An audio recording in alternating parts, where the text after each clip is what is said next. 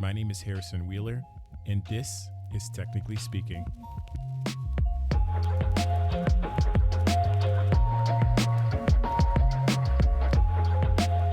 Guess what? We are back. We are back for episode 11 and season 2 in 2021. I have the pleasure of speaking with Farai Madzima. He is a design manager at Shopify, as well as the founder of South Africa's premier design conference, Pixel Up. Today's theme, the craft of management. Farai takes us in his meandering path to becoming a user experience designer, as well as his transition into management with some helpful tips I'm sure folks that are going into a leadership pathway are sure to take some value out of. But don't take my word for it. Here's Farai in his own words. When we build trust, if you and I are working together on a team, and when we build trust that is beyond trusting in our work skills, but trust that is based on us having spent time to know each other as individuals and what's important to you. What is Harrison, working towards in this organization? What am I working towards? Harrison has felt comfortable to share with me, the areas that he's developing. And he's saying, you know what, I'm really, I'm not good at this yet. I'm trying to work on this. When you and I feel comfortable to say, you're better than me at this. Can you teach me how to do that? When we have that kind of trust where I can say that, we work entirely differently. Because then we can have the conversations that really help you and I grow. And when you scale that up and you got, a team of 16 people doing that, you can have much more vulnerable conversations that allow the team to grow, that where mistakes are allowed to be made. Give us a brief introduction. Welcome to the show. Hey man, great to be on this. Loving the work that you're doing. So a bit about me. So originally I'm actually from Zimbabwe. That's where I was born. Stayed there till I was about 18. I left with the intention of becoming a pediatrician. I didn't get the grades, ended up being a designer. Make a connection of that. I don't know if there's anything about failed doctors and designers, but anyway.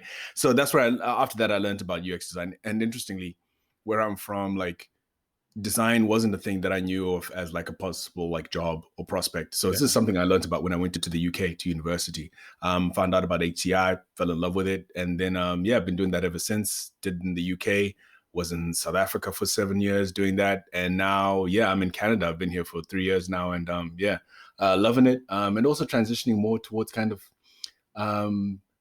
designing the environments and the processes for people to do it, the management side of design as well, which is a different challenge, but really enjoying it. You're pivoting your careers. You're not going into medicine, right? Yeah. And then you're going from South Africa to UK to Canada. Tell me what that's like. I used to think that the choices I was making in my life were deliberate. So obviously I decided to get on a plane, but whether I knew what the outcome was going to be was, it's always up to chance. 2020's taught us that, right? What I've started to believe in more is kind of emergent strategy, which is I look at the next few steps. So in terms of leaving Zim for the UK, I'd say that was more my parents' choice. And they were like, yo, man, you're going to get some good education. So you're going to get on this plane and you're going to do this thing. But I was going the medicine route. Since that didn't pan out, getting into design was the last option that I had, funny enough. And even though I had kind of drawn things and I wanted to be an architect and everything, but nevertheless, it was the last choice that I had and I went into that. But having worked in that industry in the UK for a while, one of the big challenges for me was around having impact and trying to balance that with quality of life. In the UK, you're at the bleeding edge of things. But having grown up in Zimbabwe, in Africa, it's 300 days of sunshine, all that. I miss that. Yeah. So I was like, what if I could find a great place to live and find a place where I can ply my trade as I know it now? And South Africa was a great place for that. The UX community was just, growing at that time. And so that was a crazy transition because it felt as though I was starting over, as you can imagine, but the industry was entirely different. It was very, very young there. Design schools in Africa are very few and far between. So a lot of folks are self-taught. The people buying design are also learning how to buy design. And buying design is not just we hired a designer. You need to know how to use that in your organization, to not only to get money, but, to design your organization around how to get the benefit of it.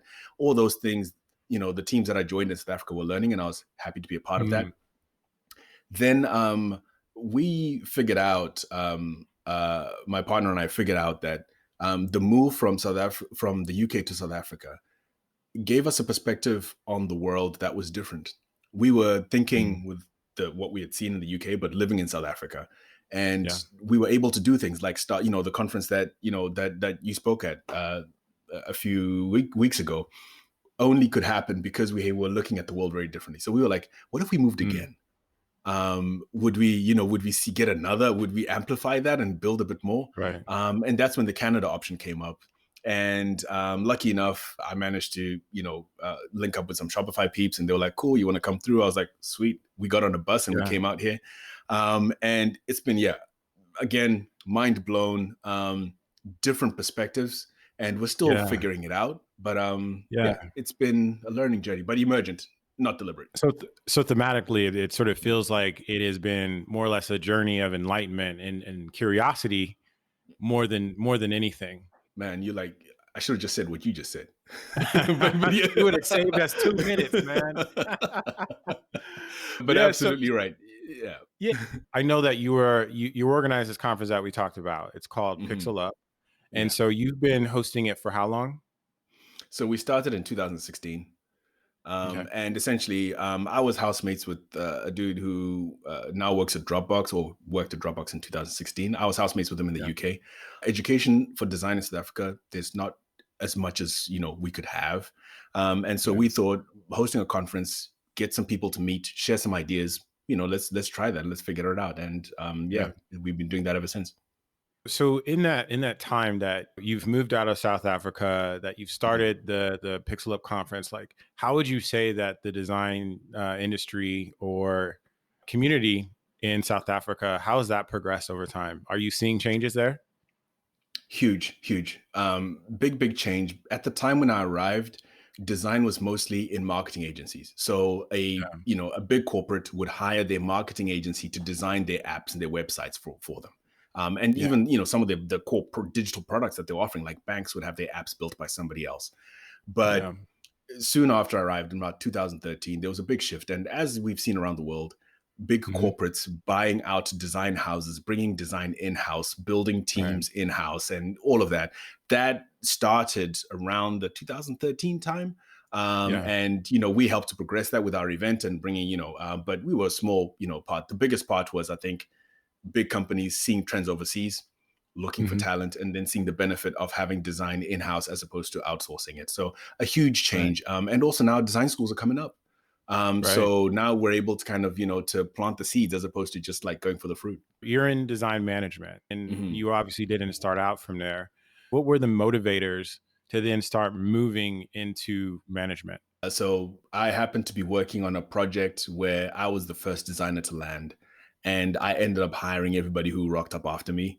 And Mm. that then ended up having me kind of, being in management and helping to grow and Yeah. build the team. So I happened to be, in the right place at the right time.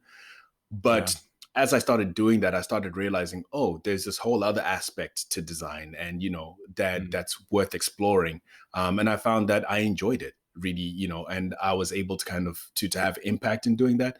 And so it was a pleasant surprise. I found design by, I guess, by chance, and then Yeah. design management again by chance. But both of those happenstances worked out really well for me. Management, not by choice. not by choice, but thankfully, welcome. Because Yeah. I guess Yeah. there's some folks who we know in our industry where, oh, that's a really great designer, but the only progress is to turn them into a manager. But Right. just because you enjoy and you're great at the craft doesn't mean that transition is going to translate into I'm great at people. Being great at people, being Yeah. great at the business side, that's an entirely different game, and it's not for I everybody. have a very similar experience. Oh, I word. moved to Chicago to work at the startup company. I want to say about 8 months in of being there, we got a round of funding for, I think it was around like 30 million or something like that. And Right. so we decided to move out of Chicago and move to Palo Alto, California. I think there were about 4 or 5 designers on the team back in Chicago, and Mhm. I was the only one that made the trip. Oh, wow. And So so when you say you made the trip, it's like, oh, okay, maybe I do see what you're saying. They're not saying. relocate completely to Yeah. California and Right. then build a team. I think the challenge was not really having the name. Like no one knew who Hmm. our company was. And so there was a lot in terms of brand building, getting people in the door.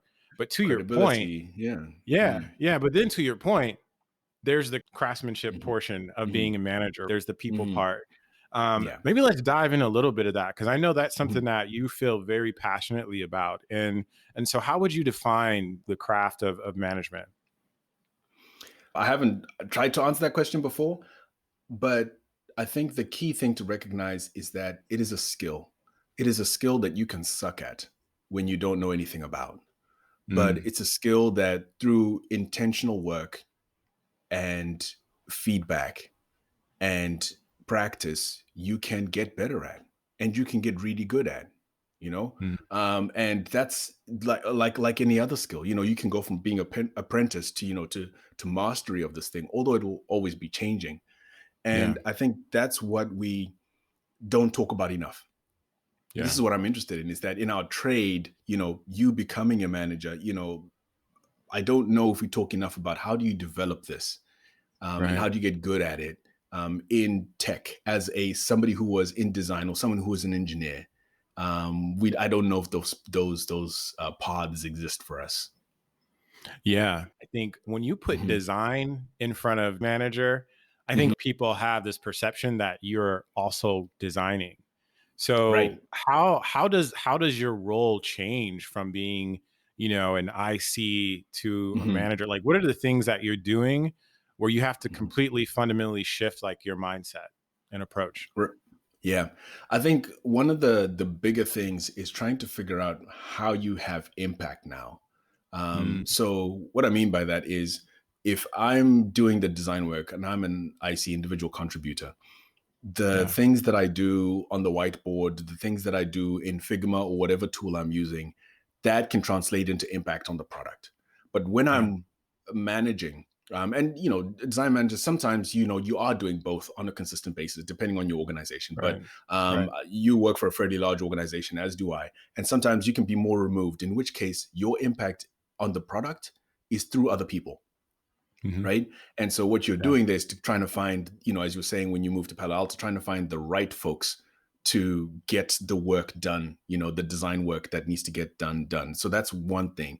Once you found those folks, can you set them up for success? That means, have you got the right environment for them to get things done within the organization? Design is not always yeah, welcome, right? yeah, And even if it is, does the organization might have good intent, but are they set up in the right way to actually make good on that intent? So again, yeah, that's work that you need to do for your team, and that's the impact that you can have, so that you're removing barriers to folks. Then any processes. When I was in South Africa, a simple thing like I joined a bank, and they were a Windows house, Microsoft. mm, yeah, And they'd never bought a Mac, like literally never bought a Mac. But if you imagine an organization of 50,000 people has got all these huge procurement processes and none of them yeah, include the thing that you want, how do you make that happen? Or you right, want to buy Photoshop and they're like, yeah, what is that? How do we do that? And so yeah, as a design manager, I'm trying to get those things out of the way so yeah. that I can So help, the people who come in to get things done. personally, for Mhm. me, management has been a series of learnings to get to where I am today, right? If you could look back, like Mhm. what were some of the major like milestones or aha moments for you? So I think the most exciting initial thing for me was seeing and experiencing the growth, and having people work on my team and having execs ask me questions and being able to kind of have impact at that level. That was exciting for me. So I think the first aha moment was, um, when in those conversations things don't go well. So when you are building a team, but then now, as we're human and things will happen, right? Mistakes will happen. And things don't work out with people. That might be on the product, but it might also just be like, the talent stuff, the HR stuff. And so the first aha moment for me was like, oh, snap. This is not, I'm not managing a machine or a design, but I've got real humans Mm, whose, path in life I have an impact on as their yeah, employer. They spend 8 hours in a day with me. How do yeah, I take on that responsibility and try and do the right thing by them as well as the organization? So I think early on I started to realize that, yeah, it's great to have a team, but mhm, that is a big thing. And then in terms of business, so that was the first aha moment, I'd say. Then in terms of business was being asked now, when you're starting to be asked about budgets and how you can influence the product. And I was a young manager. And so all of a Yeah. sudden I'm having to think about, oh, I'm not just thinking about my section of the app, not the login screen.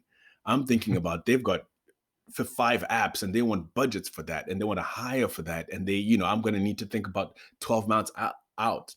How much money do I Yeah. ask for? So I think that was the second thing for me, realizing that, oh, snap, like I have to be in a position to think about all these things and Yeah. to be able to have informed opinions on them, that, the business is going to spend millions on ostensibly. And so I think that was the second thing for me. I guess the third thing was then realizing that even if I can't do it at the beginning, I can learn.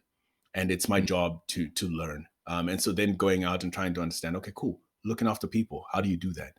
Design and business strategy. How do you do that? How do you get design a seat at the table? And then how do you say the right stuff when you get to that table?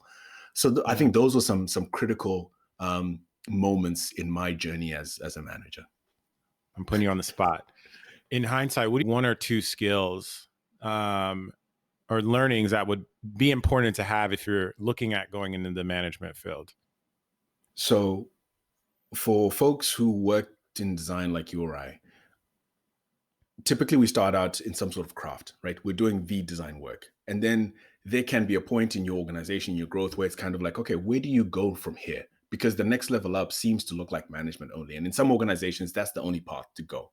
Yeah. Um, I've met folks who've had that choice. I've been in our company. Luckily, you can choose to either go the management route or to keep being an IC, but kind of there's a more technical route. Yeah. And the conversation I have with folks is, when you think about managing a team, and I lay it out for them, and I'd be like, cool, you're gonna have to deal with, how do folks grow? What Yeah. happens when things don't go well with folks? When you think about doing that work, does that excite you as much as the craft work excites you? And do Yeah. you feel as passionate about looking after people in that respect as you do about looking after your files and your design work? So being Right. able to ask and not just looking at, oh, there's a fat paycheck on the other side of that, which Yeah. might be important and you can pursue that. But in reality, when you get there, there is a bunch of stuff that you need to be doing that is going to require more than just like your presence and more than just your skill, but you're going to have to enjoy that to be really good at it in the same way that you have to enjoy your design work to be good at it. So think about looking after people. Does that excite you in that way? And could you push Yeah. through it when it's tough, and all those Yeah. things? With your passion. So I think that's the first piece is, and that I think that's more introspective. So thinking about Yeah. yourself. So I think that's one key thing to think about. The second key thing I think is then knowing whether you have access to the support to get through this thing. So in my mind, I'm not thinking that you need to have management skill to go into it. But I'm Right. thinking, do you know, in the same way that I'm about to do this design work, I can visit these websites, I can, read these books, listen to these podcasts, and that's going to help me skill up on this thing that I need to do. If I wanted to be good at people, right? What do I do? Right. Do I have an understanding of what that is? Does the company support me on that? Do I get to go on some courses where I can learn to be better at this and all those things? Like those are critical. You need those because like I was saying earlier on, it's a skill that you need to invest in. And that investment is your time, your effort and some money and if you've got access to those things, then I think, yeah, consider it strongly and see if you want to do it. I think I resonate with your second point a lot. Mhm. I think at this stage of my career, it's been more important forever for me to, kind of have these trainings. I always kind of go back. I think episode 2, my guest was Mhm. Brooks.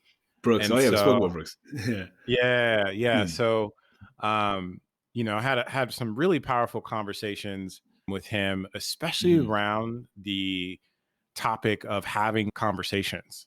And I think knowing how to understand and having frameworks and going into these, these Mhm. tough decisions, right? And Yeah. those tough decisions can be when it comes to advocating for max Yeah. or, advocating for more headcount or even Mm. coaching your team, right? It's such a Yeah. powerful tool to have. Mhm. I love that you've really kind of highlighted that. And Mhm. I'm going to transition. You're going to love this segue. I saw that you're speaking. Are you doing an event apart? Yeah, I did. Yeah. We hung out this week actually. It was on Tuesday. So for those who might not know, in Event Apart is a long-standing organization by Eric and Jeffrey, which is for building websites. They believe in the web 100%, and they've been kind of helping that folks who are interested in that to get the skills and knowledge they want. And so more recently, over the last couple of years, I've been hanging out with them as they've been, we're talking more about teams and how do we build teams that work well and teams that are great. Again, this is part of the people management work, right? We want to build and design good teams. And so in that talk, I discuss inclusion, and inclusion from the perspective of how it has an impact on the effectiveness of a team. And so I think the conversation around inclusion a lot is, can be around the lack of equity, which is important, and we need to absolutely get those things right.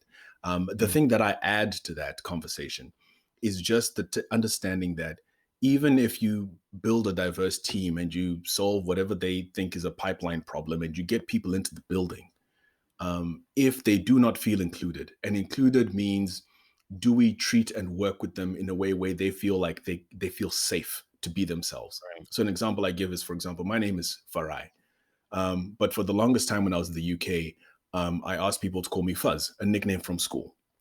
Mm. Why? Not because I wanted them to be my friends or wanted to be cool, but I I didn't want them and didn't want that experience where people go, oh, how do I say your name? Farai, Farad, Ferrari.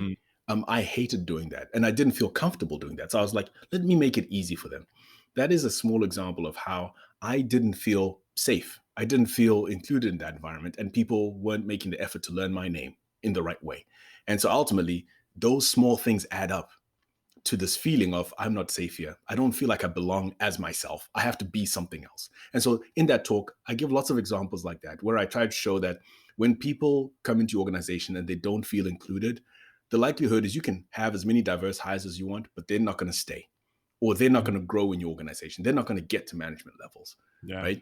But if you have that inclusion, no matter what your team makeup is, no matter where you are in the world, people work so much better when they feel included, even when it's people who are from the same background, right? But when they feel included, when they feel safe, when they feel like they belong, and when there's a great amount of shared trust between the people who are working together, trust that's built on vulnerability, not just like, oh yeah, Harrison is a great designer, I trust him, to do this work. No, it's more like, yo, I know some things about Harrison that nobody else in the world, does. We share this, this relationship. It's not that he's told me all his life secrets, but rather, we have put a stake or put something important to each other. When we build trust, if you and I are working together on a team, and when we build trust that is beyond trusting in our work skills, but trust that is based on us having spent time to know each other as individuals and what's important to you. What is Harrison, working towards in this organization? What am I working towards? Harrison has felt comfortable to share with me,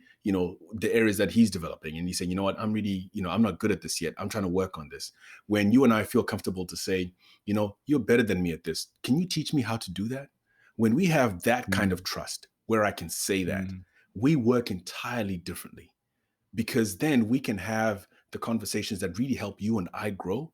And when you scale that up and you got, a team of 8, 16 people doing that, you can have much more vulnerable conversations that allow the team to grow, that where mistakes are allowed to be made, and Mm. lessons from those things learned, with no feeling that, oh, I'm going to, I'll get kicked out for this or I'll get ridiculed for this, but rather we all grow from that. So in that talk, I discuss those kinds of things and say that when a team has safety, belonging, trust that's based on this vulnerability, we operate at a higher level of efficiency.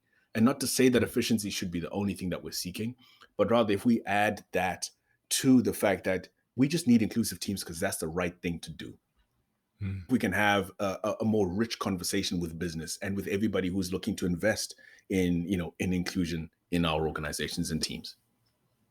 Wow, that's powerful. Where might folks be able to tune into that conversation? So at this point, I don't know if an event apart makes those things available, but I can Mm. find out, and maybe we can put them in the liner notes or something like that, and we can drop a link. I can I Yeah. can find that out for you. Yeah. I think you managed to dig into some really important things. I wanted to ask you more questions, but I didn't kind of get to get Hey into man, that. this is my show. This is your show, so you get to say what you want to say. But yeah, man, I really appreciate it. Thanks for making the time, and and for giving me this opportunity. Yeah, So man. yeah, it's been great hanging out for sure.